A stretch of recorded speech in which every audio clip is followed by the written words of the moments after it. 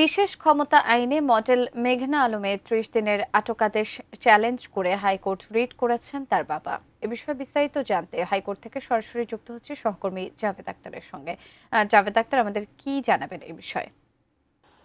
তাকে গত বুধবার আটক করা হয়েছিল। তিনি লাইভ করছিলেন, যেখানে একটি দেশের রাষ্ট্রদূত, সৌদি আরবের রাষ্ট্রদূতের বিদায়ী রাষ্ট্রদূত, তাকে নিয়ে একটি ঘটনা, এবং তার বাবাও স্বীকার করেছেন যে তার সাথে তার ঘনিষ্ঠতা ছিল।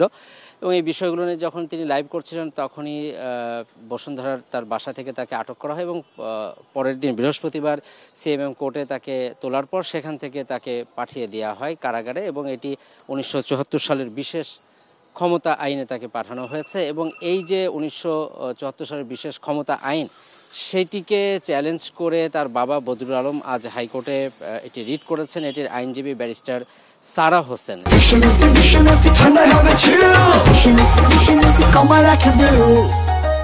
এবং আমরা সারা হোসেনের সাথে যোগাযোগ করার চেষ্টা করেছিলাম। এটি আসলে কোন কোর্টে শুনানি হবে সেটি যেমন এখনও পর্যন্ত সুনির্দিষ্ট হয়নি, এবং তারা যে বিষয়গুলোকে চ্যালেঞ্জ করেছেন যে 1974 সালে যে বিশেষ ক্ষমতা আইন, সে আইনে যে এই যে 30 দিনের জন্য যে আটক রাখার যে বিধানটি, সেটিকে তারা চ্যালেঞ্জ করেছেন।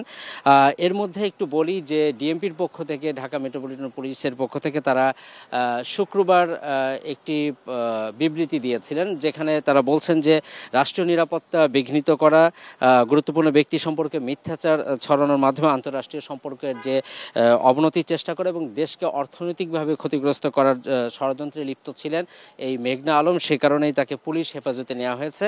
তবে তিনি চাইলে তার আইনি যে প্রক্রিয়া, মানে এটিকে তারা বলেছেন যে আইনি প্রক্রিয়া অনুসরণ করেই তাকে আসলে এই আটকটি রাখা হয়েছে।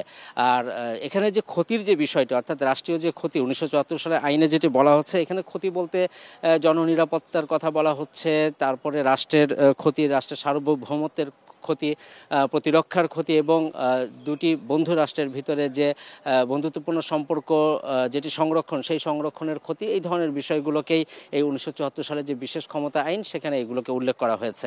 তবে রিটে তারা যেটি চ্যালেঞ্জ করেছেন সেটি হচ্ছে এই যে 1974 সালে বিশেষ ক্ষমতা আইনে তাকে যে 30 দিনের জন্য আটক রাখা হলো, এটি আসলে কোন বিধান, এই যে বিধানটি, এই বিধানটিকে আসলে তারা মূলত চ্যালেঞ্জ করেছেন। এর মধ্যে কিন্তু এই যে তাকে যে 30 দিনের আটকের যে বিষয়টি, সেটি থেকে আমরা দেখেছি যে গতকাল অ্যামনেস্টি ইন্টারন্যাশনাল থেকেও কিন্তু এক ধরনের তারা প্রতিবাদ জানিয়েছেন যে এই ক্ষমতা, মানে এই আইনের অনুযায়ী কাউকে এইভাবে বিনা বিচারে তাকে আটক রাখা যায় কিনা, সেটি নিয়ে তারা একটি প্রতিবাদ জানিয়েছেন।